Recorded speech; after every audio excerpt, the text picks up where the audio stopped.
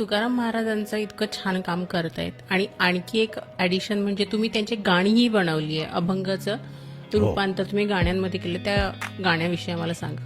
हो, म्हणजे मला असं 2024 सालापासून वाटायला लागलं की मी 1974ला पहिल्यांदा अभंग तुकयाचे जी LP रिलीज झाली श्रीनिवास खळे आणि लता मंगेशकर, तर ती आम्ही विकत घेतली होती. ती रेकॉर्ड आम्ही सारखे ऐकायचो. तेव्हापासून मी अभंगांच्या प्रेमात पडलो आणि फक्त तुकाराम महाराज असू नये तर सगळ्या संतांचे अभंग माझ्या कॅसेटवर असायचे. मी नेहमी तेच ऐकायचो.